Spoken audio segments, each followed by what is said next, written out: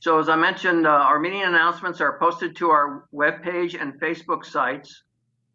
Recordings of our meetings can be found at mopag.net. If you wish to support or become a member of our organization, you can do that by going to mopag.net, and you'll see a donation button there. You can also donate by check.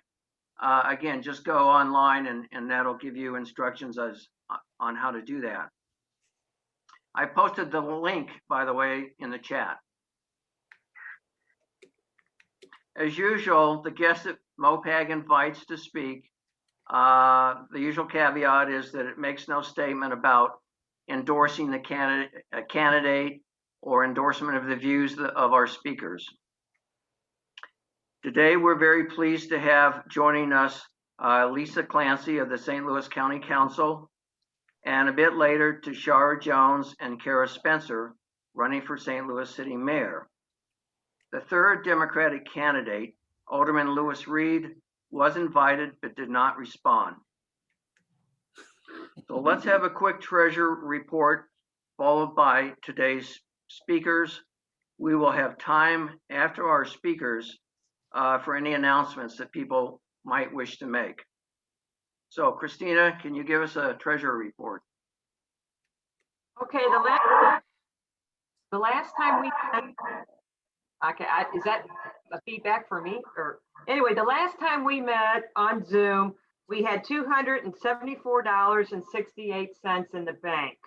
As of today, we have $323.69. We did receive two membership payments that hit the bank, and there is one currently at Act Blue that has not hit the bank yet. So currently we have $323.69 in the bank account.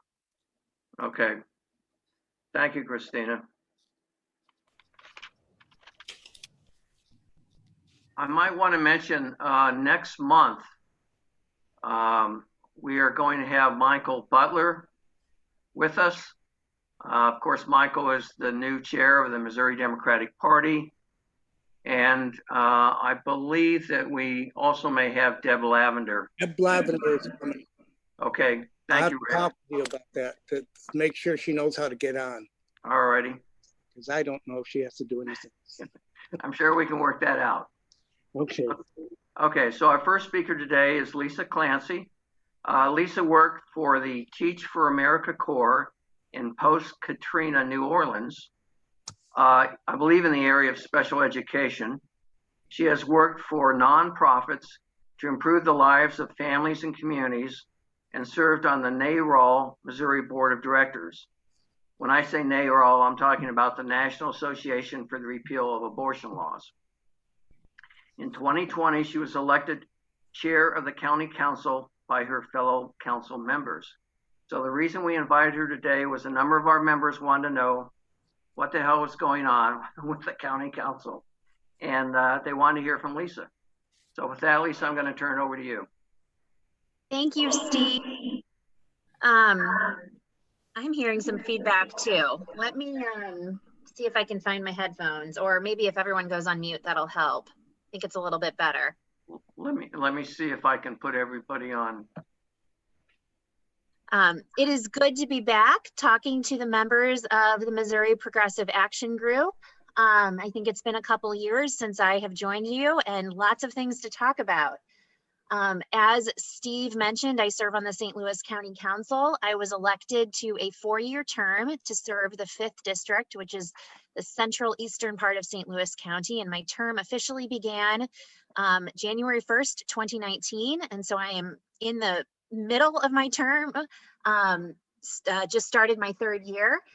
Last year, I was elected to serve a 1-year term as chairwoman, and I was reelected to that position this year, although unlike last year, which was a unanimous vote, this year there was definitely some controversy surrounding that, and I will get to that. However, before talking about anything else, and I know that this was framed as me talking about sort of the fracas on the county council, I actually want to first start by talking about all of the good things that the St. Louis County Council has done this year so far, despite this controversy that is looming. First off, this morning, I have been following with a heavy heart the disturbance that has occurred at the city's jail. It is a reminder to me of how the public safety and justice system in our whole region is inhumane and cruel. I would say that reform is needed, and it is, but I also think that the system is working as intended. And while we need to take some steps to minimize the harm immediately, we also need a whole new system, both speaking in terms of public safety, but also in terms of justice. A recent report from Arch City Defenders actually had a very comprehensive report out of many of the problems that have plagued both the city jail and the county jail over the past decade or so. They highlighted that how in St. Louis County, even though we've taken some steps towards reform, we still have a record of being one of the deadliest jails in the entire country. In a recent 10-year period, we had 12 people in custody die in the St. Louis County Justice Center. That is unacceptable. Keep in mind that many of these people are people who were too poor to bail out and were pre-trial. So we know that we need to make some big changes. And there has been mounting evidence recently about how there are big problems with the operations of the Justice Center in the county and also with the treatment of those in custody. Again, we have taken some steps. I am optimistic about our new leader in the Justice Center, but we do need to do a lot of work. So in response, one of the things I've done recently as I've followed this issue closely since I have been on the council is I wrote a resolution that was on our agenda a few weeks ago and passed unanimously to call for an outside, comprehensive, independent investigation of our Justice Center. I'm very pleased that it passed 7-0, and everyone on the council actually agreed after they read the resolution to co-sponsor it with me. So that was really good. Again, we can work together across party lines and as Democrats on the county council. And I really hope that this resolution sends a strong message to the county executive and other officials in St. Louis County government to not just get this done, but to act quickly. There has been some chatter that this is something that needs to be done, but it's really time to do it now without further delay. Second, as we know, the COVID pandemic continues to rage on in our region. It is very hopeful that people are able to get vaccines, although there's some issues with that. I am increasingly concerned about the impact this has had on our unhoused and housing vulnerable population here in St. Louis County and in our whole region, and especially people who were not housing vulnerable before this pandemic are housing vulnerable now. There's been a lot of devastation to our economy. People have lost jobs. People are having a hard time making ends meet, and that has shown up in terms of people not being able to pay rent or being able to keep the lights and heat on. An avalanche, as it has been characterized, and I believe the Post-Dispatch in a recent article characterized it as a looming bloodbath of evictions, is expected in a couple of months after the moratoriums end. So because of this, I have been working very closely with housing advocates from across the whole region and with officials in county government to make sure that we are doing everything we can, including in the court systems, to stand up for people's right to be housed.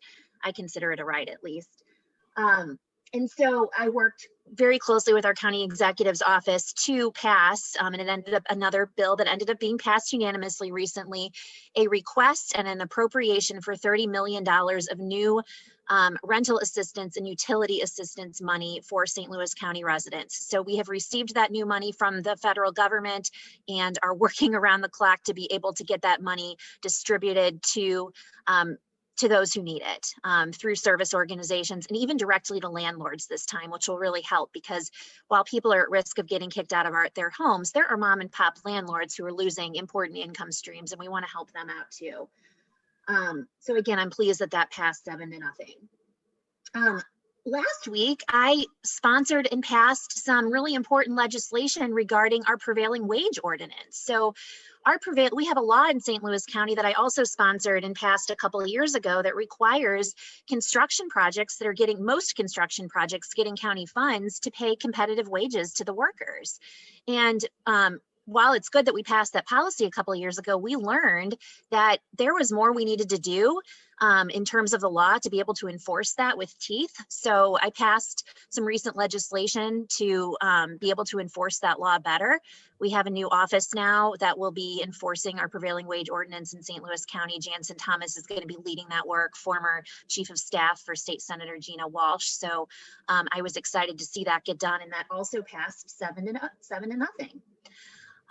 I've also been following the spy plane debacle in the city of St. Louis and have been very concerned about how that could impact St. Louis County residents. And there just hasn't been much information from the city about how it could impact those of us in St. Louis County by way of flights that maps show could go over North County, but also many of my constituents live on the border of the county and the city here in Maplewood and in other places that border the city and the county. And again, we just haven't received any information from the city about how this could impact us. And of course, I have concerns about how spy plane surveillance has disproportionately targets and impacts certain people of different races, religions, nationalities, you name it. So I think the whole thing is problematic, but also we have an important angle here in St. Louis County as well. So I sponsored and passed a resolution that ended up passing 6-1 to condemn the spy plane surveillance in the city and also demand answers from city officials. Fortunately, I learned that just yesterday that legislation in the city was officially dropped from the agenda. So it is dead for this current Board of Aldermen session, but it could be picked up again. And I'm going to continue to follow that and perhaps pursue my own legislation to ban that type of surveillance here in St. Louis County before it even starts to come over here. And then a couple other things back to COVID. We had a hearing this week with our Department of Public Health officials about vaccinations in St. Louis County. Everything remains pre-registration, and I can put the information in the chat box later. And by appointment only, they are working to stand up some mass vaccination sites across the county. There is one opening in Afton soon that will be first for first responders, but we have one open in Ferguson that is open to the public, people who are eligible. However, we are very much hamstrung in how much vaccine we can actually give to people because we depend on the state to get the actual vaccines. And we learned this week that the state has given less than 5,000 doses to St. Louis County Health Department to distribute. And so the state really is the fulcrum of this whole vaccination program in Missouri. And I felt very limited in the information we could get on Tuesday without having the state there to talk to us about what they're doing and to give us answers about how they're supporting St. Louis County residents and getting vaccinated. So I wrote a letter that was signed by 3 of my colleagues, Councilman Trachis, Councilwoman Dunaway, and Councilwoman Webb, asking State Department of Health and Senior Services, Dr. Randall Williams, to come and talk to the council. I actually am pleased to report, you all can hear it first, that we have been in contact with his office about scheduling. So I'm really hoping that he's able to come next week. That will be really important to hear from them. And then this week, I've got another couple of things on the agenda that I'm excited about and hope to receive bipartisan support. I have a resolution in support of workers keeping their state unemployment funds. You all might have been reading that the state is trying to retract some overpayments that were made in error. Now is not the time to do that. People are hurting right now. The state should have to figure out another way to correct for that error that doesn't hurt the backs of people who are already really hurt right now. And, you know, a resolution I hope will send a strong message from St. Louis County that that's the wrong thing to do. And I hope will also support the efforts of some of our Democratic colleagues in the state Senate and state House as they also send that same message to the governor. I also have a resolution supporting Senator Brian Williams' police reform bill, Senate Bill 60. I'm hoping that, you know, he's gotten some traction on that, but I'm hoping that bill will eventually get passed. I'm not sure what the outlook is, but, you know, I've been in touch with Senator Williams, and anything that we can do here in St. Louis County to support police reform, accountability, the demilitarization of police is something that we need to absolutely look at and get done. We are limited in St. Louis County in terms of what the council can do for policing policy. That doesn't mean we can't try, but our charter does say that the police commission is in charge of policing policy. So we've had to be very creative in how we can implement some police reforms, pass and implement some police reforms by the county council. But, you know, every little step I think is a good step towards this end. And then this is interesting. I actually, as many of you have probably seen, the county executive hired a former councilwoman, Rochelle Walton Gray, to a post in St. Louis County recently, working to help distribute vaccines in North St. Louis County. And that reinvigorated a whole conversation about something that we're not doing in St. Louis County that is true in Jeff City and even in St. Charles County. And that is, in St. Louis County, we don't have a cooling off period for former legislators. This was something that Clean Missouri and voters overwhelmingly voted for a couple of years ago. The idea that you can't leave, that when you leave the legislative branch in the state government, you have to cool off for 2 years and you can't go work in an appointed position until after that cooling off period of 2 years has passed. And I think that that's common sense. It's good government. It helps to build trust with residents and voters and the institutions that there isn't any foul play going on here. I think, like many of you, that appointment didn't sit right with me of Councilwoman Gray. And I also want to say, though, I do think Councilwoman Gray is qualified for the position, but and she is only the most recent in this happening for years. My predecessor, Pat Dolan, was appointed by Stanger after he lost. So it's a problem. It needs to end. So I'm calling for legislation to change our charter to put this cooling off period into our county charter. And luck would have it, Councilman Trachis and Councilwoman Webb apparently have requested the same legislation that's on our agenda this week. So I think that we do have a pathway to get this done, and the three of us will work together on that. So here's probably what you all really want to talk about, right? The debacle over the council chair. So was our first meeting of the year, as required by our charter. We pick the council chair at the first meeting of the year. We always meet the first Tuesday of the year, and this year that was January 5th. Now, what made this year kind of different compared to previous years is that there was a recent change to our charter passed by county voters in August that said that new council members, or any council members that won their elections this past fall, wouldn't be sworn in until the second Tuesday of the month. So that means that we were voting for our chair ahead of the voice of the new councilwoman, Shalonda Webb. So on January 5th, we had our first meeting of the year. We were coming off of a couple weeks of winter vacation, still in the middle of the pandemic. We had our first meeting of the year. We fielded nominations for council chair. I was nominated and Councilwoman Days was nominated. I, on January 5th, had the votes to become chair, and I was duly elected chair of the council on January 5th. Councilwoman Days fell short of the votes required. A week later, some of the other members of the council, a new majority of members of the council, voted and worked in a way that is my position and is the position of the other lawyers on the council and the position of our county councilor that was actually illegal, and they tried to undo it and elect Councilwoman Days as the chair of the council.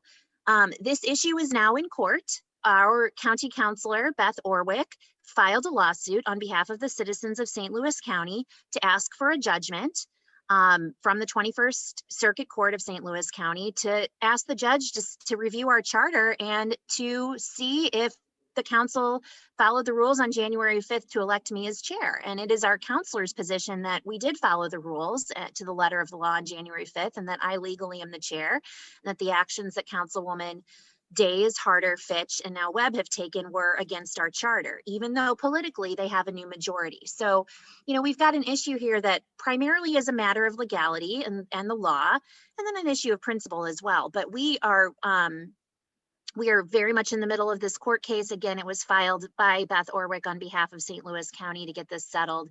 And I am expecting actually a judgment probably within the next few weeks. That might be a little optimistic, but I have reason to believe it'll come sooner rather than later, which I think will be really good for all of us. I do think that this court case is important for voters in St. Louis County, for residents in St. Louis County, because it is very important that people understand and have clarity from a neutral arbitrator, such as the judge, about whether or not the charter was followed. And if we don't have that clarity, including if we were to yank this case, if the counselor's office was to yank this case, I think this is a problem that could come back to haunt us for a very long time, and could also rise in the same way it did now for a very long time.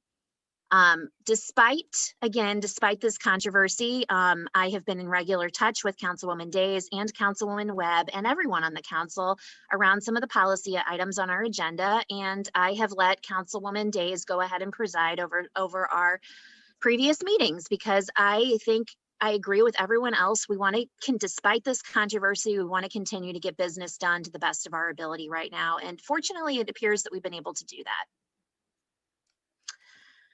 So I will, I'm not sure what your all's routine is. I presume you're probably going to open it up for questions. So I'm happy Yeah, to take. Lisa, I should have mentioned earlier, that's our usual format for a Yeah. little bit of Q&A with people here. So anyone who has a question can go ahead and ask it. Glenn, I see your hand up.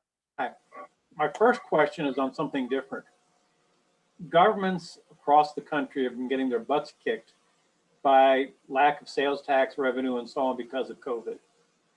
How is St. Louis County doing? And are you seeing a downturn in property tax receipts and things like that?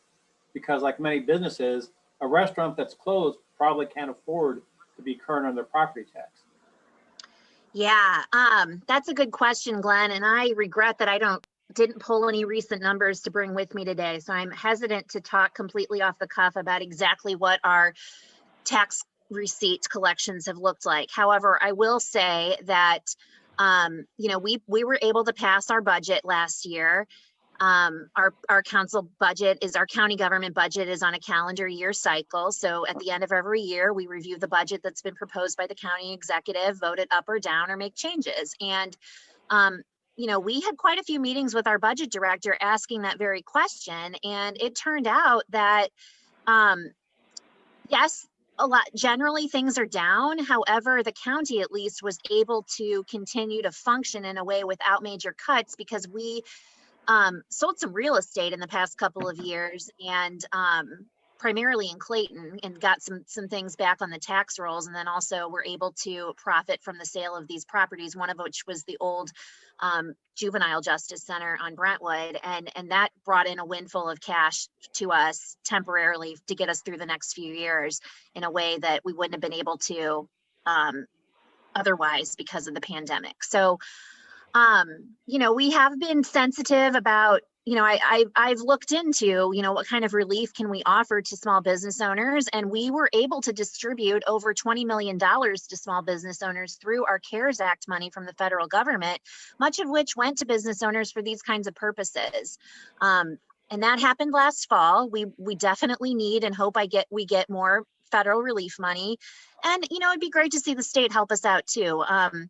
I don't know if this is good or bad, but St. Louis County actually, through our CARES Act money, was able to offer more assistance to small businesses than our entire state was. Now, when it comes to personal property taxes and homeowners and property owners, other property owners, we're in the middle of a reassessment year. So I'm sure all of you remember how fun it was just 2 years ago. Was it really already 2 years ago that that homeowners were reassessed? And that's going to be, I'm starting to get messages from our assessor's office about people's properties starting to get their inspections. And so, you know, we'll have to see how that pans out. But I think there's not much we can do at a county level to provide relief other than providing direct cash assistance. But in terms of some of the laws here, it's a lot of them are state laws that would need to be changed to provide relief in terms of any sort of tax breaks this year related to personal property.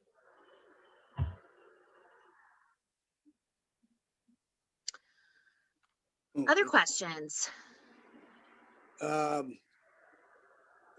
Steve, is there anything you have to do to get, just holler first? Just holler first, Rick. Okay. Go ahead. My wife's been going crazy with trying to figure out when or where you can get vaccination in our county. And it seems like the county health department doesn't have any good answers. And she's signed up to be on vaccination lists from things like Walgreens and I think Schnucks, and I can't remember how many other places. Nobody seems to have it. And I know you said Parsons in his brilliance only gave like 5,000 vaccines to the whole county or something like that. Any idea how we can either get more practical assistance from Parsons, or is there a way to recall the jerk? We need to get rid of some of these brain dead Republicans and with them having a super majority in Jeff City, the few Democrats in the legislature have no clout. So can you recall a governor or something like that? I'm sure there's got to be some kind of way. I really honestly don't know much about that, but I know I don't need to preach to the choir here about the importance of getting organized and mobilizing and voting. I mean, we're not going to have a chance to do that for a while again, I know, but you know, as far as our state legislature goes, I mean, next year is going to be another election cycle. So we'll have a whole new chance to elect some new state senators and state representatives. We've got some fantastic ones in our area, some great progressive Democrats. And then we've got a lot of areas that are still voting red too, unfortunately. But I don't think necessarily that some of the representatives, the Republican representatives are representing their constituents well right now. So who knows? You know, as far as it goes with the county, you did say that, Lloyd, that the county has received 5,000 doses. Now, County Health Department has received 5,000 doses. We did find out this week at a hearing that Dr. Williams presented at to the State House that he says he's distributed a total of 87,000 doses to St. Louis County. That primarily, though, has gone to hospitals, which is great. Hospitals are definitely an important vaccination place. But my concern, especially from an equity lens, is that it is our health departments and it is our federally qualified health centers that are the safety net in so many ways for our most vulnerable, for our uninsured, for our underinsured. And so we really need to prioritize those folks. And the Parson administration announced earlier this week, they're prioritizing the hospitals. So we are recommending at the health department, pre-register in as many places as you can. When we switch speakers, I will go through and paste all that information in the chat box for you all, and then take the first available appointment that is offered to you. Don't make multiple appointments, but just take the first available appointment that's offered to you. These mass vaccination sites are going to help us vaccinate more people quicker. However, again, it depends on what we're getting from the state. So it really, I think, is, you know, we're doing what we can in St. Louis County. We're building the plane as we're flying it. I think that I have a lot of faith and confidence in Spring Schmidt and Dr. Emily Doucette, who lead our health department. But we have seen a catastrophe at our state and federal levels. And so we've had to get creative in St. Louis County. Fortunately, Spring and Emily were able to work out a deal with a hospital that I think has remained anonymous, to get some doses from one of the hospitals systems here in St. Louis County to vaccinate some of our first responders. But again, it's not enough, and we've got to do much better, all of us statewide too. So one thing though, while we're on this topic, I am having a town hall about this, about vaccines, on Thursday night, and I will put this in the chat box too. So Councilwoman Kelly Dunaway and I are having a COVID vaccine town hall. We will have officials from our county health department on the line to answer questions. We are asking that people submit questions in advance, so I'll put that information just so we can make sure that we have the best information for you. And we use different technology in St. Louis County. We don't use Zoom, and what we use is not quite as easy to let people raise their hands and ask questions on the spot. So that's the other reason. But all of you are invited, whether you live in our districts or not. So I hope to see you there. Lisa, I have a question. Yeah. So let's suppose that we had all Republicans on the county council. Why should we care? Or another way to put that is, where might that Republican on the council, where might they lead us that we don't want to be led? I'm sure you must have some insight on that. Well, you know, that's an interesting question. My mind is going lots of different places right now. I think on the county, when I look at the county and I look at most of the Republicans on the council, there's only 3.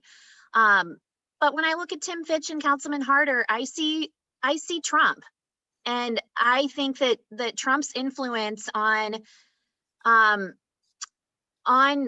has trickled its way into county business, primarily under Councilman Fitch and Councilman Harder. And that's really concerning to me. We don't need more of that. We don't need to give them a pedestal. Councilman Trachis is also a Republican, and I've actually gotten to work closely with him over the past 6 months because I think we found a lot of common ground, even though we cannot we couldn't see the world more differently, and we definitely disagree on a lot of policy issues, but I really appreciate his legal mind. And I very much feel that Councilman Tracus is there for the right reasons, for public service, even though that means that we think we have different solutions to common problems.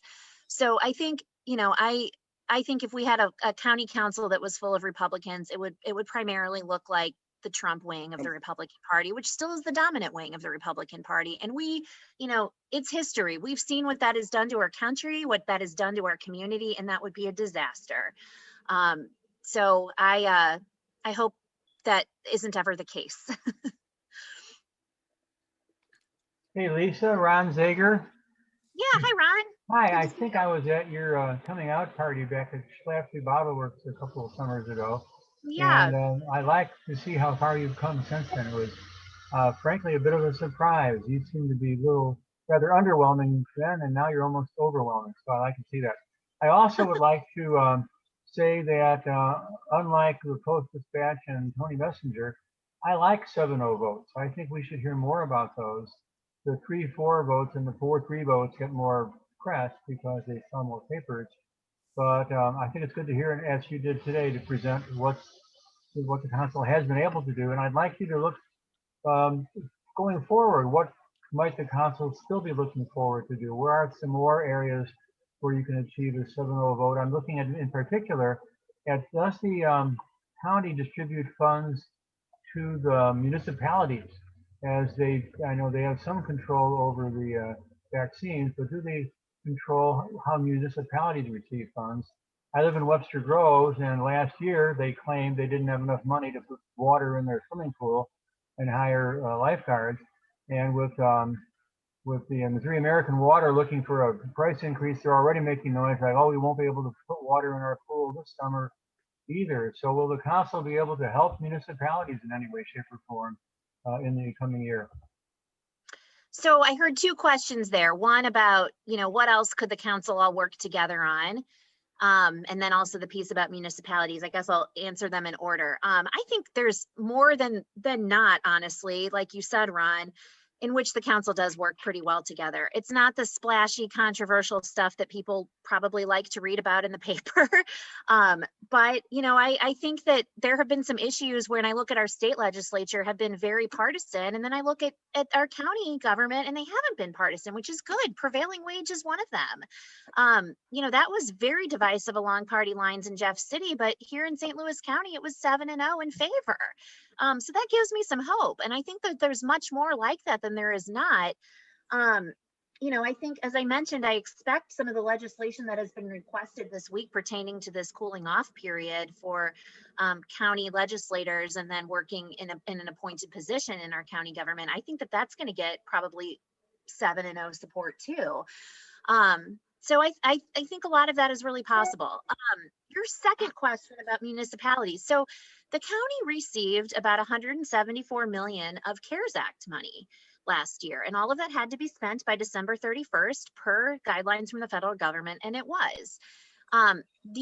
The municipalities got organized primarily through the Municipal League and asked the county for a cut of that money. And they got a cut of that money. They got probably the second biggest cut of that money, only second to public health. So in total, the municipalities got over $40 million.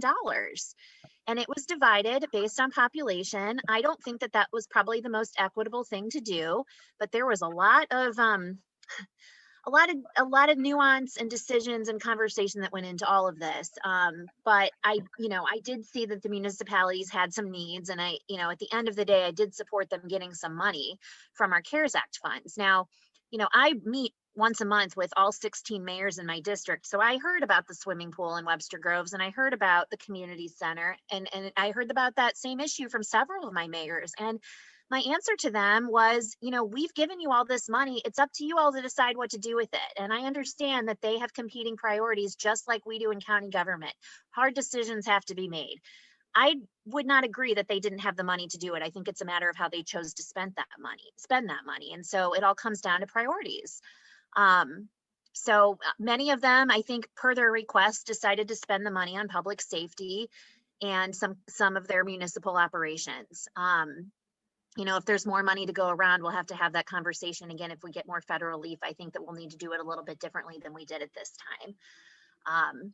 So this is a good place for you all to advocate, if you are in a municipality, to your municipal governments and talk to them about how you'd like them to see any relief money they get. Let's take one more quick question before we go on to our next guest. Dawn? Yeah, somewhat of a follow-up to Ron's question.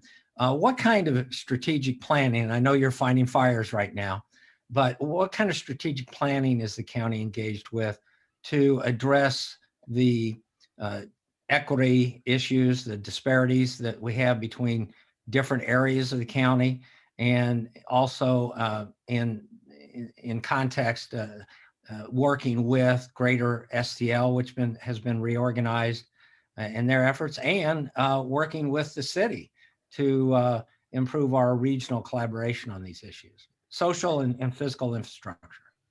Yeah, you know, I don't know that there is one strategic plan, Don. There probably should be, but you know, I am for regional collaboration. I think that we have only just started that conversation, and you know, we saw that conversation went a couple of years ago, but it's a conversation worth having. And we need, I mean, this is why I'm excited to stick around for your next segment here. We need a good partner in the city of St. Louis to be able to have this conversation at the county level. So I'm excited to see that we will have the prospect of new leadership in St. Louis County, in St. Louis City. And I hope that that leadership will be a good partner to St. Louis County so that we can work more regionally. These are, every issue I've gone through are regional issues, and it is ridiculous how much fragmentation has happened. I mean, even when you think about the relief money that went into municipalities, I mean, it doesn't serve any of us well, bottom line. One strategic plan that I want to highlight, though, that the county did just complete, well, we were in a final draft stage, but pretty much hot off the press, which I think does completely tie into equity issues. And that is, we have recently completed a strategic plan for affordable housing in St. Louis County. And I think housing is one of the biggest issues when I think about equity and I think about the different ways that people experience life in this region. It is through housing.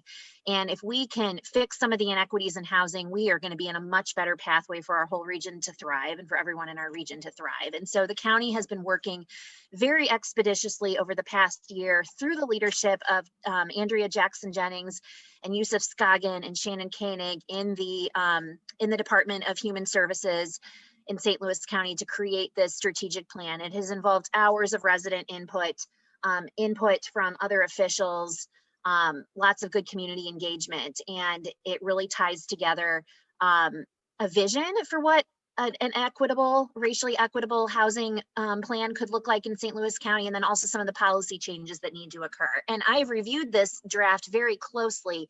My one piece of feedback for them is you all need to intentionally talk to all the mayors, again, fragmentation, which is a problem, but it is what it is right now, and make sure that the municipalities see themselves in this plan because they have such a key piece in implementing this plan. So I think that they are going back now and talking through the Muni League and talking to mayors to present this plan and get their feedback. So I'm really excited about that, and stay tuned for more.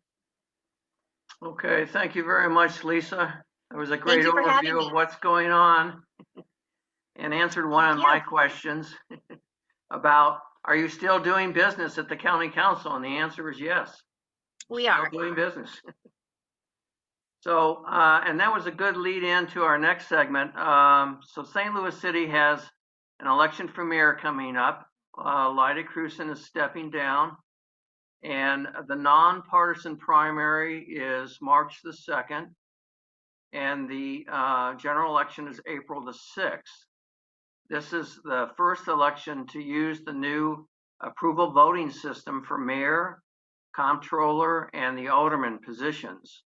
So what does that mean? It means that voters can vote for one or more candidates in the primary, and the primary includes all the candidates of Democratic Party, Republican Party, and so forth. And then the top two vote getters in the primary advance to the general election on April the 6th. So we invited Tishaura Jones here today. Tishaura has a master's in health administration and entered St. Louis City politics in 2002, representing the 8th Ward. She has been a two-term Missouri House Representative for the 63rd District and has won 3 elections to City Treasurer, an office that she holds today. In 2017, she was narrowly defeated by Lyda Cruson in the city's Democratic primary for mayor. We are very pleased that she has joined us today. Thank you, Tishaura. Thank you for having me.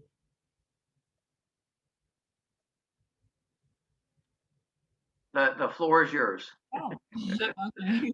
Well, again, thank you for having me. It's a pleasure to be here and see my good friend Lisa. Um, again, my name's Tishaura Jones, and I use the she series pronouns.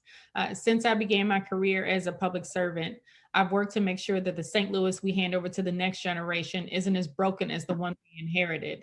And that means facing up to the harsh realities of our past and saying yes to the brighter opportunities of our future. 20 years ago, I lost my mother to cancer. I was barely an adult and my life came apart at the seams. It took me 10 years to rebuild. I worked hard, but I was also lucky. I had a father who loved me, a grandmother who prayed for me, and a family that wouldn't let me fail. Today, everyone isn't so lucky because where does a child go when a member of their network comes down with COVID? Or what does a mother do when a stray bullet erases another innocent child's future? These and many questions go unanswered while the city goes about business as usual. It's time to say no to business as usual and say yes to a St. Louis that's ready to tackle the 21st century. You should be able to succeed here regardless of your skin color, who you love, how you worship, your zip code, or any identity you hold. I want to build a city where every one of you feels welcome. And I know that we can together. In the St. Louis that you and I are going to build together, youth will be at the center of our planning. Police will not be the only answer when you dial 911. Tax revenues will help fix leaky civic systems, and your government will be open to you. We're not a poor city. We're a cheap city because we refuse to invest in what will move our city forward. This is about all of you, whether you live in Penrose, Holly Hills, or everywhere in between. I'm running to create our St. Louis, united, strong, confident, and equitable. And with your help, I'll be victorious on March 2nd. Thank you very much.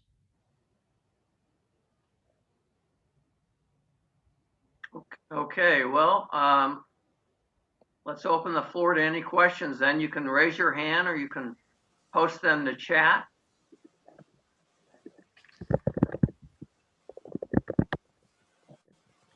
All right. Go ahead. Go ahead, Susan. Okay. Hi, Tishaura. Hi, Susan. We've known each other a long time. I'm also a member of the 8th Ward and have been represented by Tishaura as for many years. As you know, I'm always concerned about public education, and the Board of Education recently approved a resolution which they are going to send to the Board of Aldermen and city leaders, asking for support to not open any additional schools in the city until some sort of a strategic plan for public education is developed. Would you support this? Absolutely. Absolutely. And I've shown I support public education by the establishment of the College Kids Children's Savings Account program, which opens a college savings account for every kindergartner in a public school in the city of St. Louis. We load the account with the first $50 from residual parking revenue. And those kids can watch those accounts grow through match savings, through parents' participation in financial education courses, and through good attendance. And so far, we have over 18,000 children with over $1 million saved for their future. And this program exists partly because of research by Washington University right here, the Center for Social Development, that says that children with less than $500 saved are 3 times more likely to go to college and 4 times more likely to complete college than children without savings. And with 2/3 of post-secondary jobs requiring some sort of post-secondary education, this is one of the tools in the toolbox our children can use to get good paying jobs to enter the middle class after they finish high school.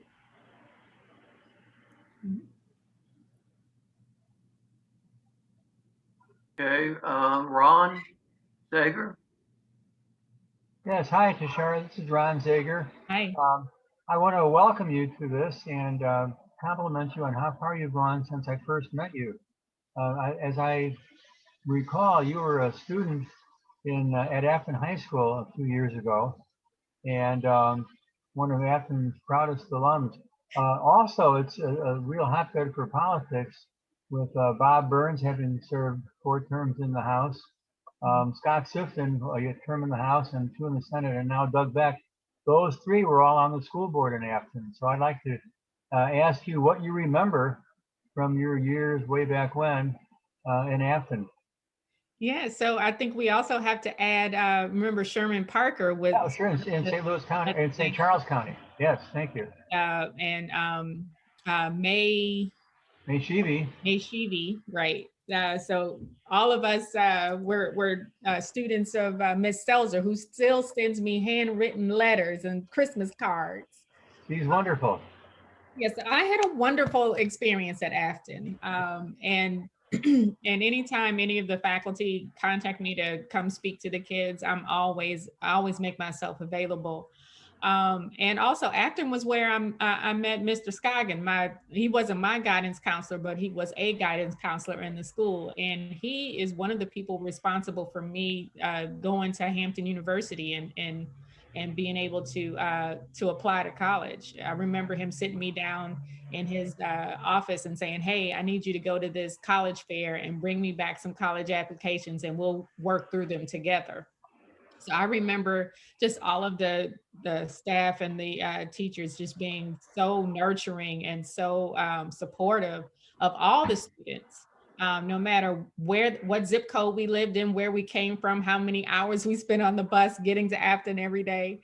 And it was a wonderful experience. Well, we're very happy for you. Thank you. Okay, Don Logue. So I really appreciate your comments on policy, and I think you do reflect and have a great understanding of let's say the social infrastructure issues. But St. Louis has been struggling for so long, Mm-hmm. And we seem to stumble over ourselves, and we have great resources. And what are those challenges? Are they, are this simply our inability to get together politically? What's the major challenges you see in terms of doing things differently? Don, I think you hit the nail on the head. I think it's our inability to get together politically. The way our city is set up is we have 9 citywide elected officials, and none of us ever meet together. And put our collective heads together to see how we can address the city's issues. Because it's going to take more than just the mayor, more than just the president of the board of aldermen, more than just the comptroller. And they meet every month because they have to, because of the board of E&A. But what about the other 6 elected officials that I think of like vice mayors? They have their own little fiefdoms and their own little things that they're responsible for. All of that works together. And we have to realize that we have a shared destiny, and you or taxpayers pay our salaries. So we should be meeting on more frequent basis to address what's going on with our city and getting ideas from each other. That stuff doesn't happen. And that's the kind of administration that I want to form moving forward. One that's where your government is open to you, and also where the doors of the mayor's office are open to all of our other elected officials. And then we also have to look beyond our city limits. We can't just consider ourselves as just like contained. And that's why I have a great working relationship with Dr. Sam Page. Lisa Clancy has been a friend of mine for years. And so I look forward to continuing to have these working relationships so we can work on things together and provide a united front on COVID, for example, because it made no sense for us to have different health directives for St. Louis City and St. Louis County. And at the end of the day, our citizens suffer because we're not in lockstep on something as important as people's lives are in the balance when we talk about this pandemic. So, and then even further than that, we have to look to our neighbors to the east as well, because crime just doesn't stop at Skinker Boulevard or the Mississippi River. And it's personal for me because I grew up in East St. Louis with my grandparents living there. So I spent my summers there, my holidays there. I have a relationship with legislators and some of the local elected officials there, and look forward to expanding those relationships because all of our destinies are shared and linked, and we have to start working together like they are. Okay, Glenn? One thing that the new mayor is going to have to face is going to be a disaster of a census count.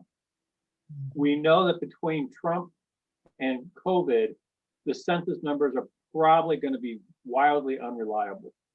And yet the city, especially with the ward structure and the money we get from the feds for programs, is so dependent on those numbers. Are you going to be working with other mayors across the country to get improved count? Because unfortunately, the 2020 census probably is going to be so inaccurate that it's going to be a great harm to St. Louis and other major urban centers, and probably many rural areas as well. Yeah, that's a great question. And I already have existing relationships with several mayors across the country. Actually, several of them held a fundraiser for me just last week. So there we had represented the mayor of Denver, Birmingham, Little Rock, Arkansas, Montgomery, Alabama, St. Paul, Minnesota, and Wilkinsburg, Pennsylvania. The friend of mine is the mayor there, and I look forward to expanding those relationships with other mayors of other cities. And you know, I think we're going to have to lean on the National League of Cities and the U.S. Conference of Mayors on this issue. You know, I don't know what conversations have been had thus far, but I look forward to, you know, to leaning in and leaning on my brothers and sister mayors from across the country to see how we're going to handle a very inaccurate census. Tishaura, I have a question. We have to talk about crime. Can you give your thoughts on where we go from here in attacking the crime problem?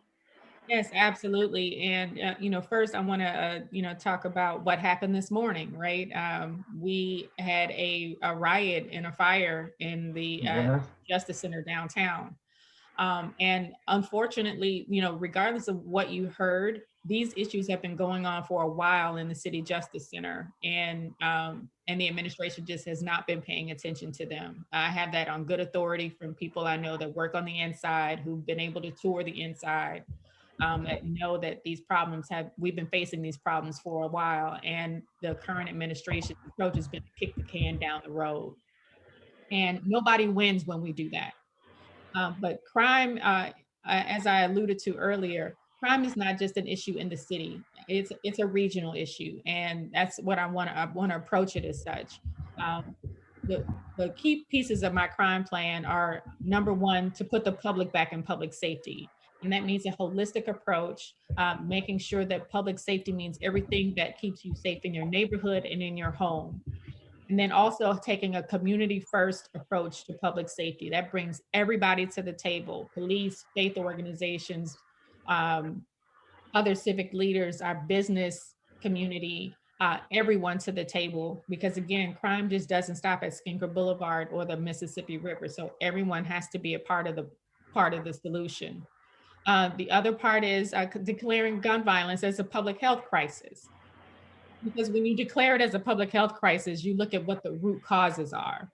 And we all know that one of the root causes of crime, or several of them, are, you know, mental health issues, substance abuse, poverty. So how can we address the root causes and the continued disinvestment in neighborhoods that see the most crime? So how can we make proper investments in the neighborhoods and the people in those neighborhoods to steer them away from a life of crime? Can you talk a little bit about the federal grants that might be available? Yes, absolutely. So I have several national relationships and several friends that are going back to work or in the Biden administration who were in the Obama administration. So I look forward to calling on them to make sure that we're in the pipeline when new federal programs are starting to be funded. Number one, obviously with the 1.9 trillion dollar package that's going to be passed soon. I've been part of a national network of local and state elected officials that has been pushing for funding, for direct funding for cities less than 500,000. Because the first round of CARES Act funding, we had to rely on the state in order to get our funds in the city. And because St. Louis County was actually larger, they got direct funding. I think that the cities should get direct funding as well. And so I've been a part of that push.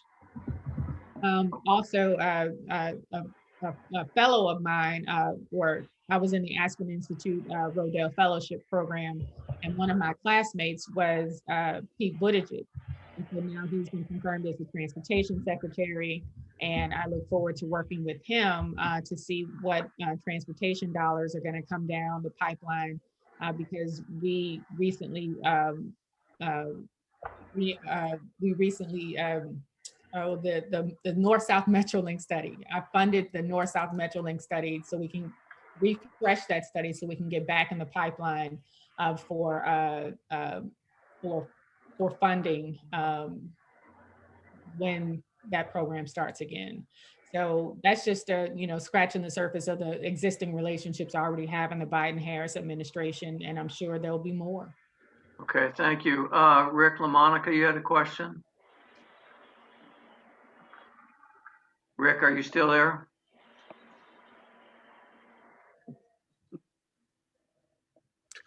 Now you can hear me. I can hear you, Rick. Yeah, we can hear you. I want to thank Tricia for being in the Arab Revolution Network. And as far as I can tell, she's the only one. I don't know if she's the only one on the city council, city board of aldermen or whatever. And, but I wanted to ask, I think part of the problem the city has is they're always deferring taxes on big corporations or anybody that owns buildings downtown. And they always have money for stupid sports stadiums, but never any money for their schools or anything that actually helps people live in the cities. So is there any way the mayor or board of, what do they call it? Board of Alderman? Board of Aldermen. Not the board of aldermen, but the thing with the mayor and the Board of city E&A. controller, yeah, can do to change that tax structure, because the city is just killing itself and making it so that anybody that can afford to moves out as soon as they have kids, because your school system is so poor and the crime rate is so high. So, you're obviously aware that there's a problem. Is there any way that the city board of aldermen or the mayor can help with that? And I don't think Cruzen has really tried much. I don't follow the city that well, but Okay, thanks, Rick. We got it. yeah. So Rick, you're preaching to the choir about our use of tax incentives, and yes, I think we have abused them in certain neighborhoods because over 50% of tax incentives have been concentrated in 4 wards, while the rest of the city has been left to fail. And it's incumbent upon the next mayor to push development to North St. Louis and parts of South St. Louis. Now, I'm not saying that tax incentives are a bad thing, but I think that the city has given them away like Halloween candy, and often to the peril of our public schools, because 60% of property tax dollars are supposed to go to our public schools per the Education Foundation formula equation. And yes, so the mayor, I believe that the mayor can do a lot of things through the board of E&A. That's one part. I also veto bills that reach my desk if I don't like the I don't like how the tax incentives are structured, and push back. There's a deal that I'm actually in the middle of negotiating right now where I pushed back on the tax incentives that the developer was asking for, because I wanted to make sure that the school district got its full share. And that's the part about our development, our development strategy, is that we don't have one. We have a very passive development strategy, and I want to change that around to make it an active development strategy and be an active partner in development. And so to make sure that the city benefits, that means also putting community benefits agreements tied to large developments to make sure the community benefits in a way from our giving away tax dollars. The other part is inclusionary zoning. For market rate housing or market rate apartments, to set aside a portion of those apartments for affordable housing. Because I'm sure that with all of the nice houses that or apartments that have been built around BJC and SLU, that the janitors or the nurse assistants or the cafeteria workers want to live close to the hospitals as well, because they work there too. It shouldn't be just reserved for those who can afford to live close to work. Thank you. You're welcome. Okay. I saw Susan had another question. No, that's okay. It's been answered. Thank you very much. Well, I think that's about it for our questions then. Thank you very much for coming today. Yes. We really appreciate it. Yes, thank you. If I can leave you with one more thing, it's one thing to have a platform and a vision, but it's a whole different thing to actually execute that platform and vision. And that's exactly what I've done in the treasurer's office over the last 8 years. I'm the only candidate in this race with the executive experience of turning a vision into a reality, the management experience of managing a staff of hundreds of people and a budget of millions of dollars, and the national relationships on the federal level and the national level to put St. Louis back on the map. You need a champion and a fighter in the mayor's office, and I will be that mayor. Thank you for having me. Thank you again, Tishaura. Thank you.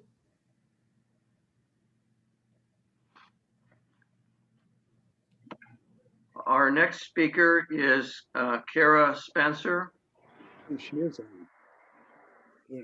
After she got her math degree from Truman State University, Cara worked for the St. Louis consulting company Tessalon. She has been alderwoman for the 20th Ward of St. Louis since 2015. Is this who Bob knows, Marge? Cara Spencer? No. Ron, you want to mute yourself? Sorry. So she's been alderwoman for the 20th Ward of St. Louis since 2015. Her efforts to stop the privatization of Lambert Airport led to a petition for her recall from her position as alderwoman. We are very happy that she is able to join us today. Cara, the floor is now yours.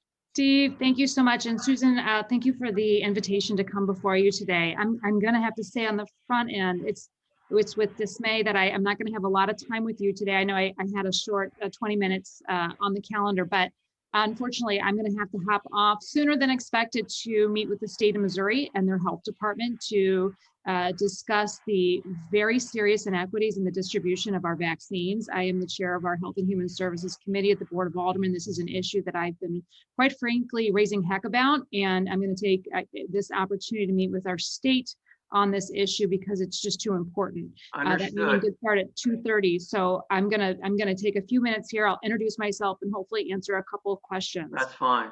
I never thought I'd be running for mayor. I don't, politics isn't a family business for me, nor am I a lifelong politician. I'm the first in my family to get a college degree. I put myself through Truman State University, slinging burgers and on a Pell Grant.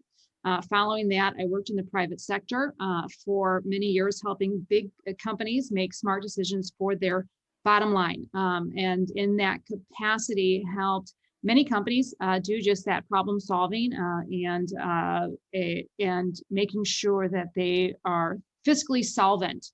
That is something we need very badly at the Board of Aldermen, or excuse me, in the city of St. Louis, and I bring that to the table.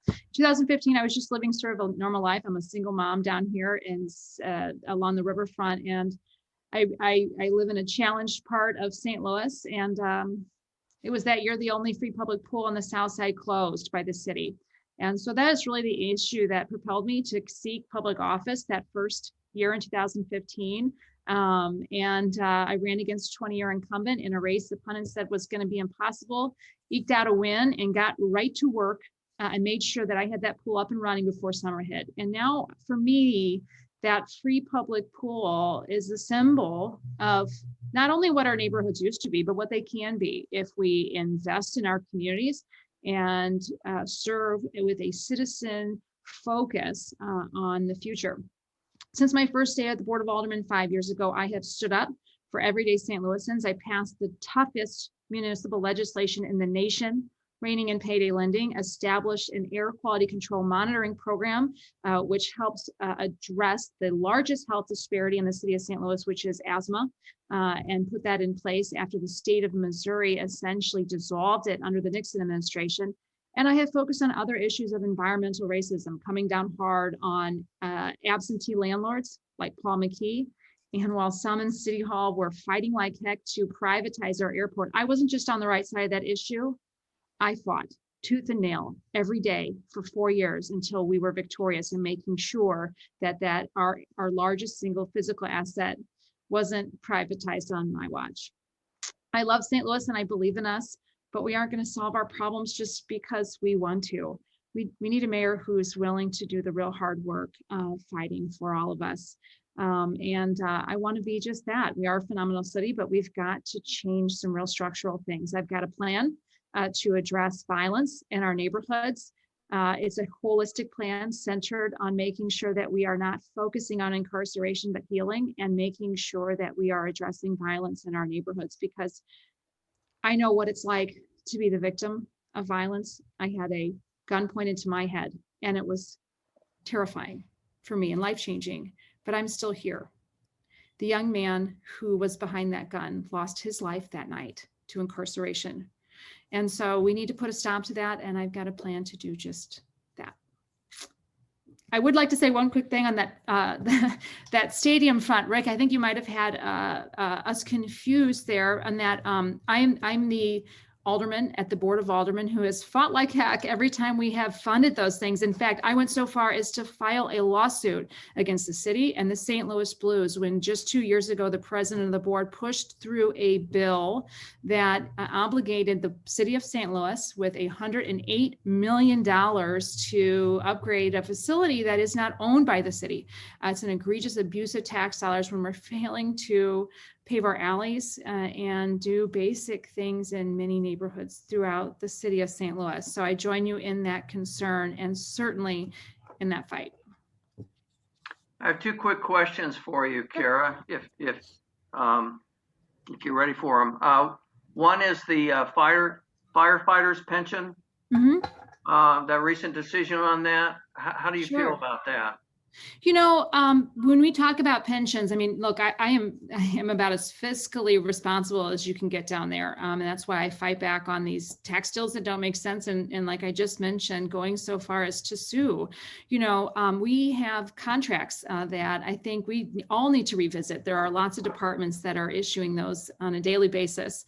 But our first responders have a desire to, they're the only fire department that I'm aware of in the United States that have 2 pension boards. And so the bill before us combines that under one and does not, the analysis that I've seen, which is from the pension board itself, does not, indicates that there's not going to be a fiscal change associated with that bill. It is a bill that puts the control under one house, so to speak, and any financial change would have to come again before the city. And so for that reason, I think to support our first responders was something I was in favor of doing. So you voted for that? I did, yes. Yeah. And the second question is something that Lisa Clancy brought up about aerial surveillance. I wonder if you have any thoughts about about is that effective, and is that something you would support or not support or want more information on? Oh, I have been very vocal about this, Steve. I'm glad you brought it up because it's a very important issue. Look, the proposal to put spy planes in the city of St. Louis is terrifying for me for lots of reasons. For first of which, it's not effective. I mean, this is a large expenditure that gets us almost nowhere. The private operator of those spy planes in Baltimore, the results are mixed at best. So we're proposing to do something similar here, encroaching, by the way, on our citizens' civil liberties. I mean, these spy planes would be capturing data about private citizens without any regard for protecting the civil liberties of our citizens. So I have been very vocal and opposed to that measure, both at the Board of Aldermen voting against it and making very public statements in every media outlet about that. Yeah, Susan. Okay, Susan. Susan, you're on mute. Oh, You said you had a plan to deal with crime. Could you say a few things about what you have in mind? Sure, absolutely. This is outlined in in significant detail, I should say, on my website. It's a 10-point plan. It focuses on three main pillars. The first of which is establishing a strategy. Believe it or not, the city of St. Louis does not have a strategy for dealing with violence. I'm going to bring in a data-driven program that has been successful in other cities called Focused Deterrence. And this allows us to shift the focus from being geographical in nature, focusing on large swaths of area, and focusing instead on the individuals at high risk for being involved in violence.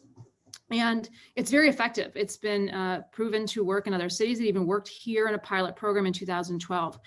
The second pillar is really rebuilding trust, expanding on the cops and clinicians, hiring social workers, not as a pilot program as we have done, but as a real long-term component of a public safety plan. And answering every 911 call, I have been blowing the whistle on this issue for years now, and I will finally get it right. Lastly, shoring up and building up our city services outside the police department that support public safety. I'm committed to putting in place a problem landlord unit to finally go after some of these bad actors who are really degrading our communities. I have time for one more. I'm so sorry. It's very important to me that we figure out what the state is going to be doing about distributing vaccines. And it's just been a horrendous, inexcusable process at this point. if you got time for one quick one, Glenn's got one more question. All right, and I'm asking this of all the candidates.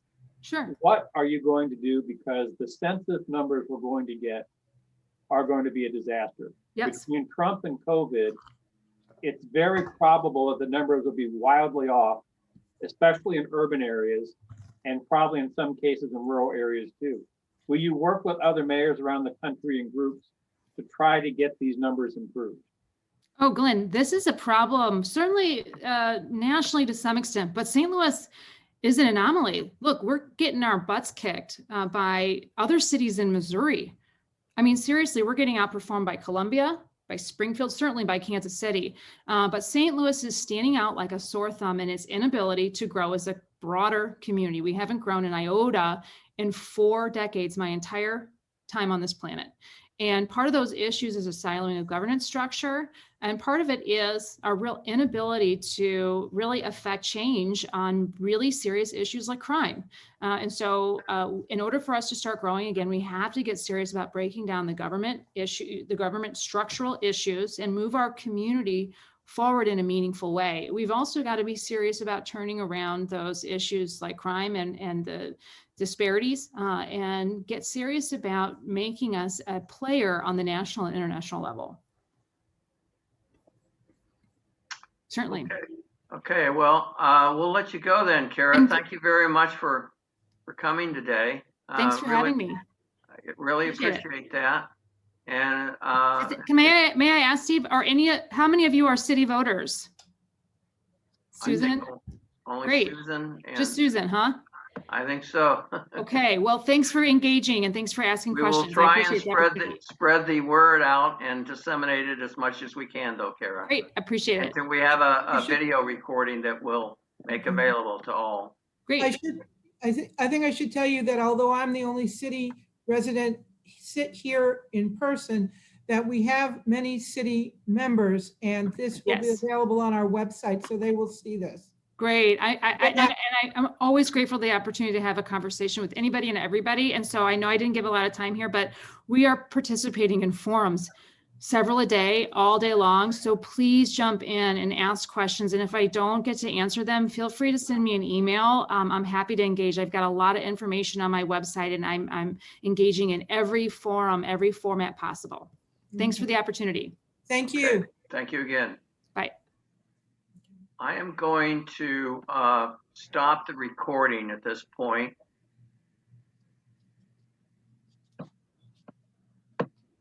And